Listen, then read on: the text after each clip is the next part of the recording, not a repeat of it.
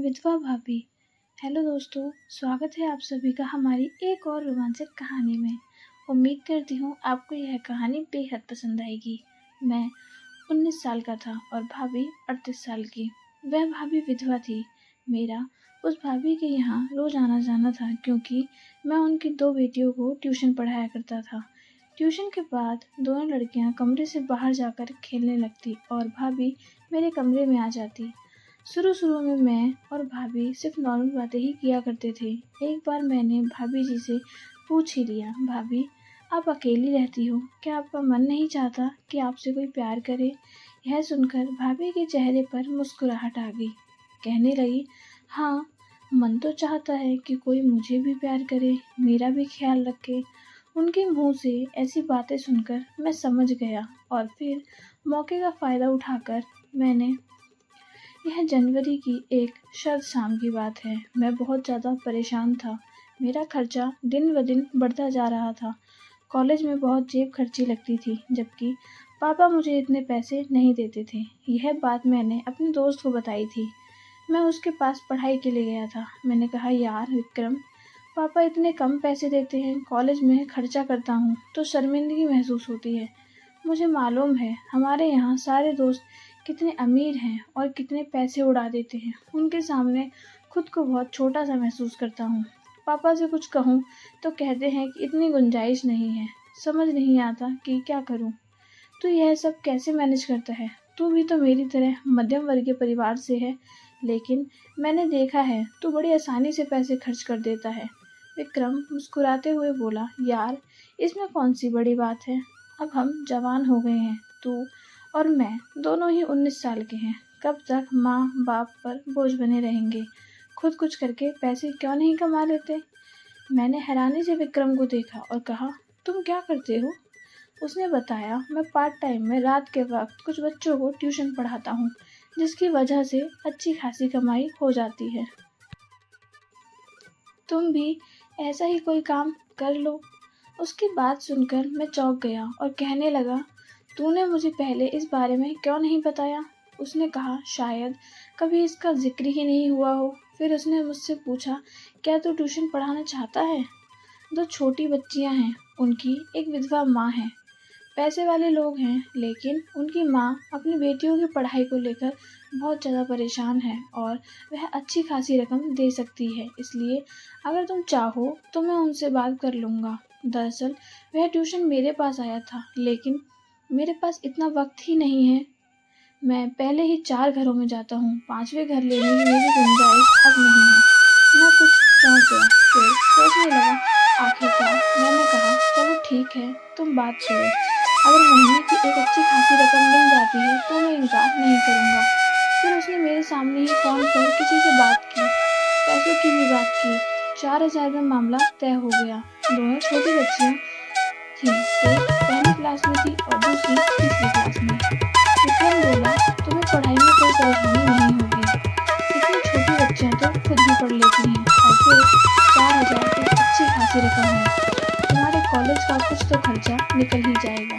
मैंने मुस्कुराते हुए उसका शुक्रिया अदा किया और कहा, हाँ यार, तूने बहुत बड़ी परेशानी हल कर दी है। मुझे तो समझ ही नहीं आ रहा है कि यह ऊँट किस करवट बैठेगा। वो बोला, आज से ही शुरू कर दो। तुम अभी से यहाँ से घर जाने के बजाय मेरे साथ चलो। मैं तुमको सौरभ के घर ले जाऊँगा। उनका घर यहाँ से ज़्यादा दूर भी नहीं है। मैंने कहा, ठीक है, बस मैं अपनी माँ को फ़ोन करके बता देता हूँ, वरना मेरी खैर नहीं है। तुझे तो पता है ना मेरी माँ कितनी गुस्सैल है। विक्रम मेरी बात सुनकर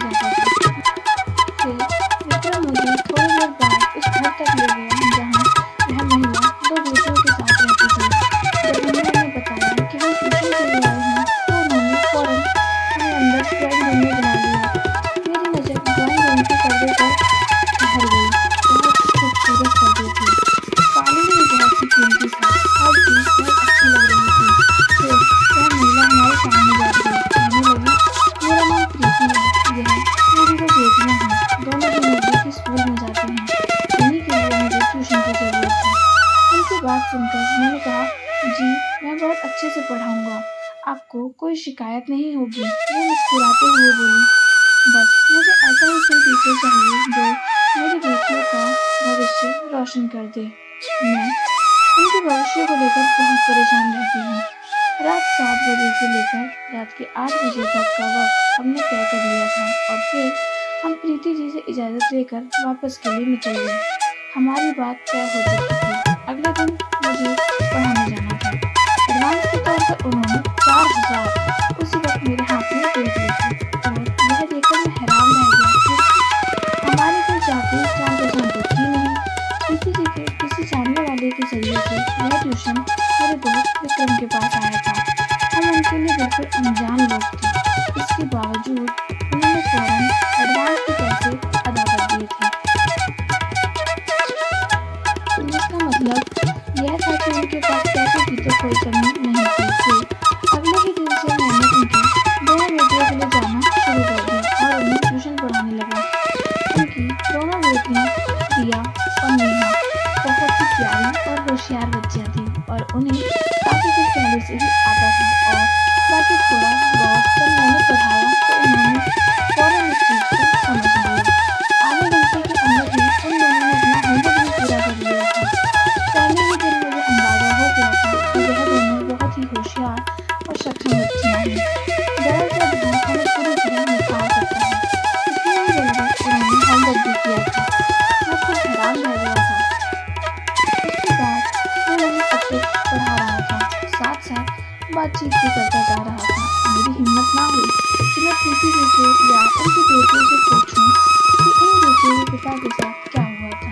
बस मेरे दोस्त ने यही बताया था कि वह एक विधवा महिला है।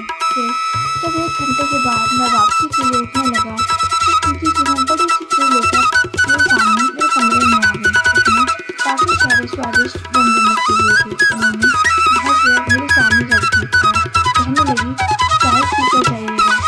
मैं एकदम से शर्मिंदा हो गया। मैं कहने लगा, यह तो बहुत कुछ है, इसकी कोई ज़रूरत नहीं है। मैं खाना खाकर ही ट्यूशन पढ़ाने आता हूँ। फिर रियाज जल्दी हो जाता है, इसलिए हमारे घर में खाना जल्दी हो जाता है। सर्दियों में तो शायद सभी के घरों में ऐसा ही दिनचर्या होती होगी। वह कहने लगी, जी मुझे बिल्कुल अंदाजा है, इसलिए मैंने चाय का ही इंतज़ाम किया है।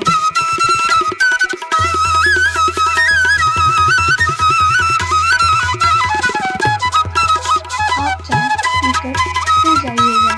वह अपनी बेटियों के बैग समेटकर अपने साथ ले गई और मैंने गर्मा गर्म समोसे खाए और चाय पीकर आधे घंटे बाद वहाँ से निकल गया। मैं प्रीति जी के स्वभाव और उनकी आदतों का प्रशंसक हो गया था। उनके अंदर जरा भी कोई घमंड नहीं था। वे बिल्कुल एक दोस्त की तरह मुझसे बातचीत करती थी। मेरी और उनकी उम्र में तकरीबन 2 गुना का फर्क था, लेकिन लगता ही नहीं था कि वह इतनी कम उम्र दराज की हैं। उनके बाल बहुत खूबसूरत थे, चेहरे पर बिल्कुल ताजगी थी। वह किसी जवान उम्र की महिला की तरह सुंदर थी। सबसे बढ़कर यह है कि उनकी आवाज़ में ऐसी मिठास थी कि दिल चाहता था कि उनकी आवाज़ सुनता ही रहूं। जैसे जैसे मैं रोजाना उनके घर जाने लगा, मेरी और प्रीति जी की अच्छी खासी दोस्ती हो गई थी। अक्सर दोनों बेटियों को पढ़ाने के बाद मैं उनके साथ बातें करने के लिए बैठ जाया करता था। मुझे भी घर के बाहर थोड़ा सा शांति सा लगता था क्योंकि हमारे घर का माहौल बहुत ही सख्त था। मुझे अपने पापा और माँ दोनों से भी बहुत डर लगता था। मेरे माता पिता को इस ट्यूशन पर कोई एतराज़ तो नहीं था, इसलिए मैं शांति से प्रीति जी के साथ बैठकर बातें किया करता था। धीरे धीरे मुझे उनकी आदत होती चली गई। 5 महीने कहाँ गुजर गए पता ही नहीं चला। फिर बेटियों की 2 महीने की छुट्टियाँ आ गई। प्रीति जी मुझसे बोली, छुट्टियों में पढ़ाने के लिए कोई काम नहीं है, अगर आप 2 महीने की छुट्टियाँ लेना चाहते हैं तो ले सकते हैं। मैं खामोशी से प्रीति जी को देखता रहा। वो मेरे जवाब का इंतजार करती रही। फिर मैंने बड़ी आहिस्ता से कहा, अब तो मुझे आपसे इतनी आदत हो गई है प्रीति जी कि मैं एक दिन भी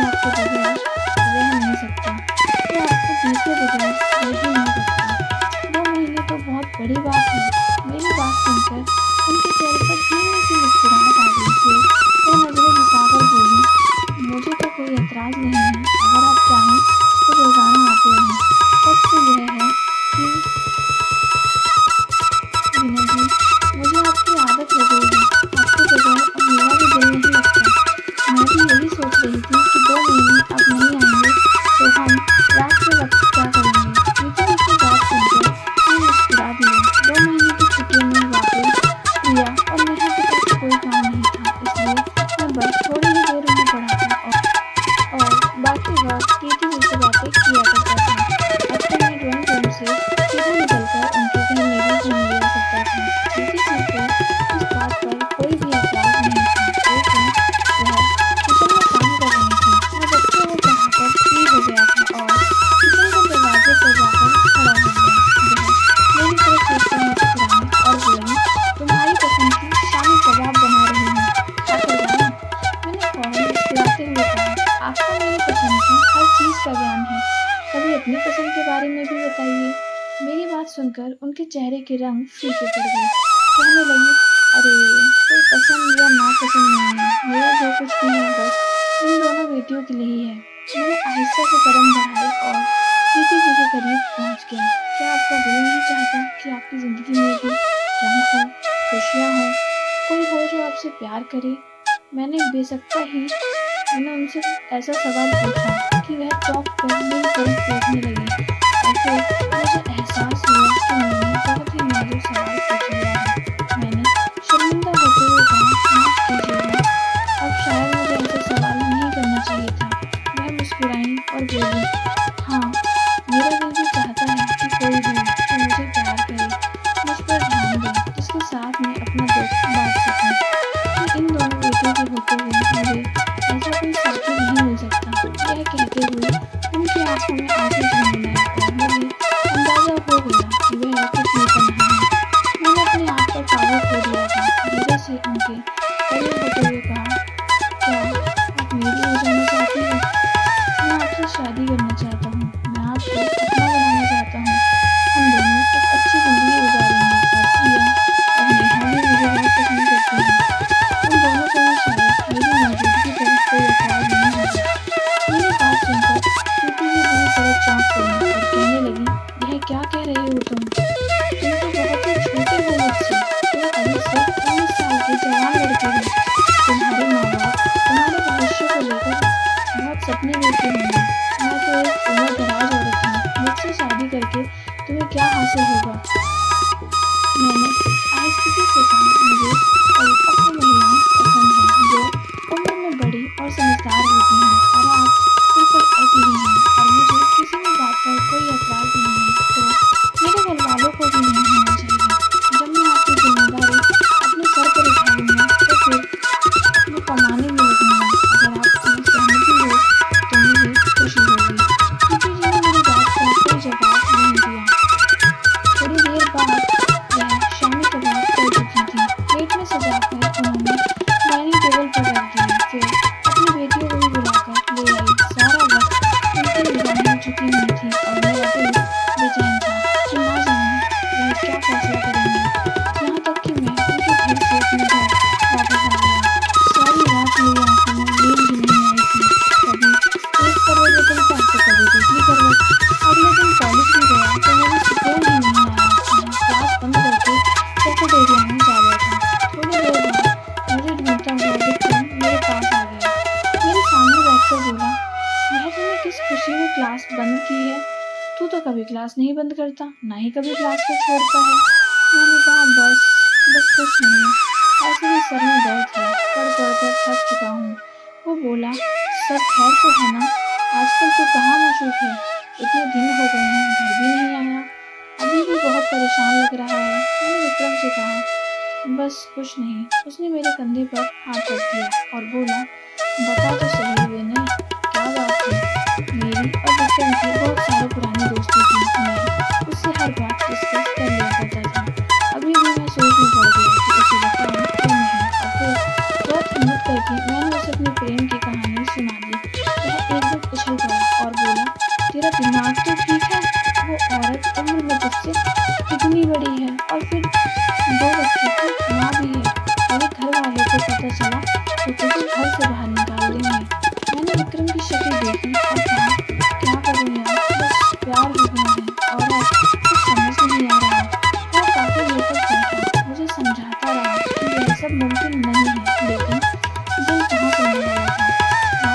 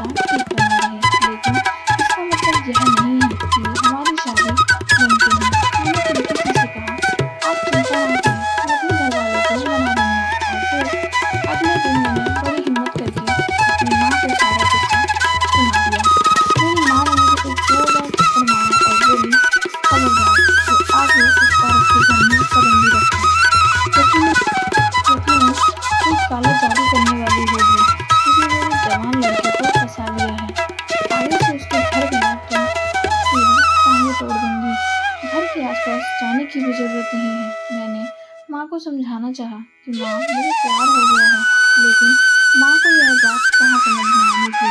शाम तक उन्होंने पापा को भी इस बारे में खबर कर दी। पापा ने साफ शब्दों में कहा कि अब अगर मैं प्रीति जी के घर गया तो वह मेरी टांगें तोड़ देंगे।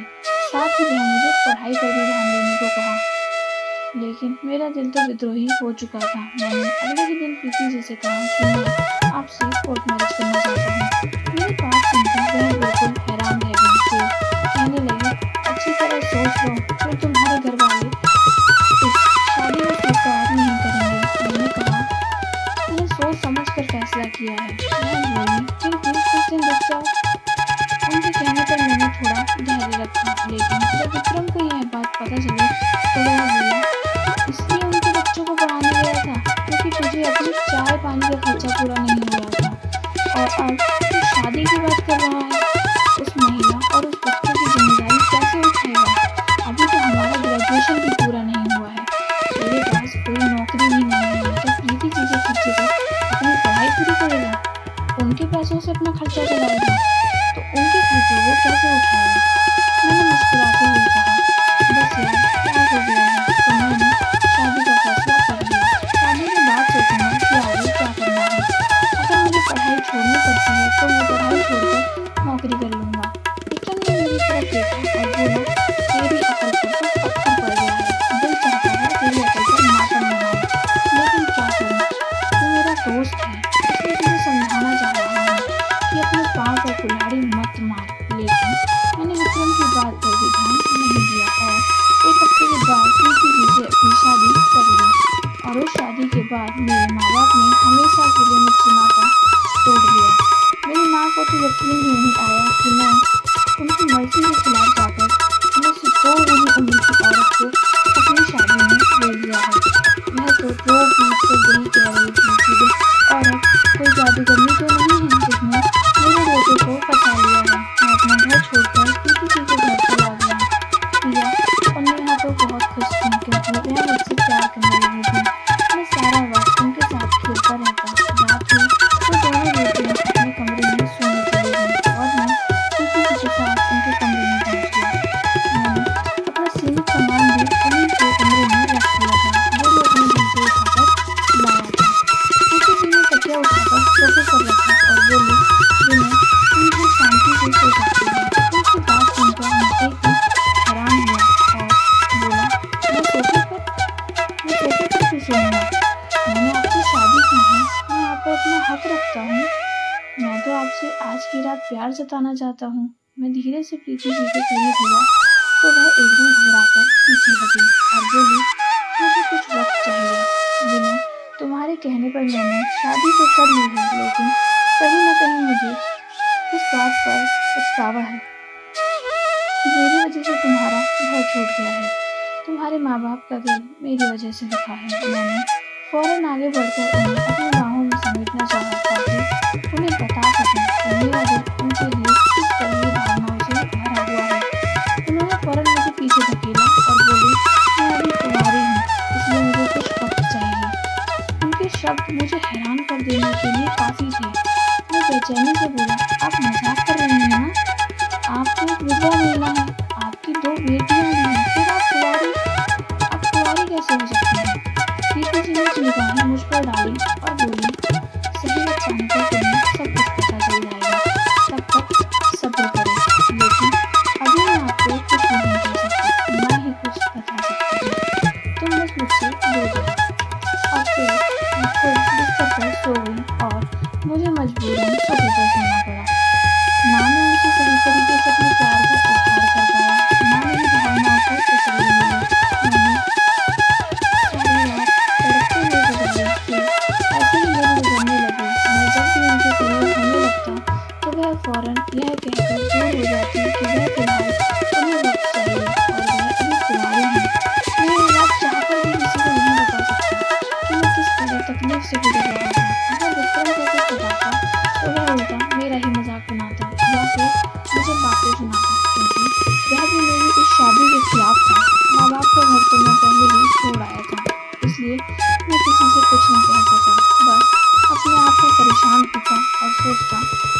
क्यों वह मुझसे दूरी बनाए हुए हैं, क्यों वह मेरे पास ही नहीं आती हैं, और वह यह क्यों कहती है कि वह कुंवारी हैं, जबकि वह तो 2 बच्चों की माँ हैं। यह ऐसे सवाल थे जिनका जवाब मुझे कहीं से नहीं मिल रहा। और फिर ऐसे ही एक दिन, एक महीना गुजर गया, और 1 महीने बाद एक रात मुझ पर ऐसी कयामत टूटी कि मेरे तो होश उड़ गए। मुझे वह सच्चाई पता चली जो हैरान कर देने वाली थी। रात के तकरीबन 2 बजे का वक्त था। नींद से मेरी आँख खुली तो मैंने देखा प्रीति जी कमरे में नहीं थी। मैं प्रीति जी की तलाश में कमरे से बाहर निकला तो वह मुझे बेटे के कमरे में नजर आई। कमरे का दरवाजा खुला हुआ था। आहिस्ता से चलता हुआ कमरे के दरवाजे पर पहुंचा तो प्रीति अपनी सोती हुई बेटियों से बातें कर रही थी। कह रही थी, देखना मैं तुम्हारे पापा के हथियारों से कैसे बदला लूंगी। उन्होंने मुझसे मेरा भाई छीना है, तुम्हारे सर से पिता का साया गया है। मैं भी उन्हें उतनी ही आसान जिंदगी नहीं गुजारने दूंगी। आज उनका बड़ा बेटा मेरे घर में मेरे साथ है और वह उनके लिए तड़प रहे हैं।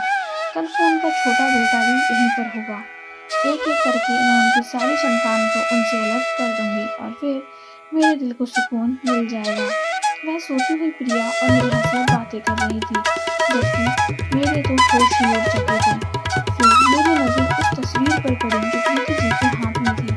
अब मुझे यह चेहरा पहचानने में ज़्यादा वक्त नहीं लगा, क्योंकि यह आज से कुछ साल पहले की बात थी, जब मैं और मेरे पापा दोनों मोटरसाइकिल पर जा रहे थे कि अचानक पापा की तेज रफ्तार की वजह से एक शख्स मोटरसाइकिल की चपेट में आकर जख्मी हो गया। उसका चेहरा मुझे आज तक याद था। सड़क क्रॉस करता हुआ वह शख्स मेरे दिमाग में पूरी तरह बस गया था, और वह कोई और नहीं बल्कि वही इंसान था जो प्रिया और नेहा का पिता था, लेकिन वह प्रीति का पति नहीं बल्कि प्रीति जी का भाई था।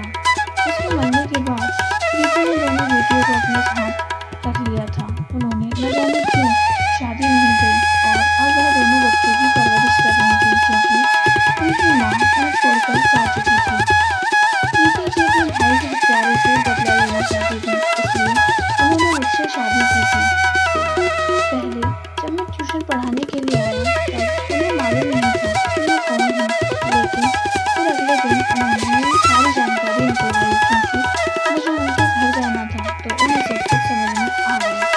हर बात पता चल गई और वहीं से उन्होंने बदला लेने का इरादा बना लिया और वह इसमें काफ़ी हद तक सफल भी हो गई थी। लेकिन रात के अंधेरे में उनका सच खुल गया था। मैं कमरे में दाखिल हुआ, उनके कदमों में बैठकर रोते हुए बताया कि उस रोज मैं भी अपने पापा के साथ था। जो कुछ भी हुआ वह गलती से हुआ था। मेरे पापा ने जानबूझकर कुछ भी नहीं किया था। प्रीति जी ने मुझे धक्का दिया और बोली, तुम्हारी वजह से मेरा इकलौता भाई चला गया, उसके बच्चे अनाथ हो गए, उनकी माँ उन्हें छोड़कर चली गई। सजा तो तुम लोगों को भुगतनी होगी, तुम्हारे पापा को भी तुम्हारे दुख देखने पड़ेंगे। मैंने प्रीति जी को समझाने की कोशिश की, किस्मत में ऐसे ही लिखा था, लेकिन मैं उनसे प्यार करता हूँ और यह बात हकीकत है। मगर उन्होंने मेरी कोई बात नहीं सुनी, बल्कि वह सारी रात रोती रही। अगले दिन मैं अपने घर गया। मेरे पापा बहुत मुश्किल से मुझसे मिले। मैंने उन्हें सारी बात बता दी। वह मेरे साथ प्रीति के घर पहुँचे और फिर उन्होंने भी प्रीति से माफ़ी मांगी, क्योंकि इस हादसे के बाद इस पल के लिए भी उन्हें सुकून नहीं आया था।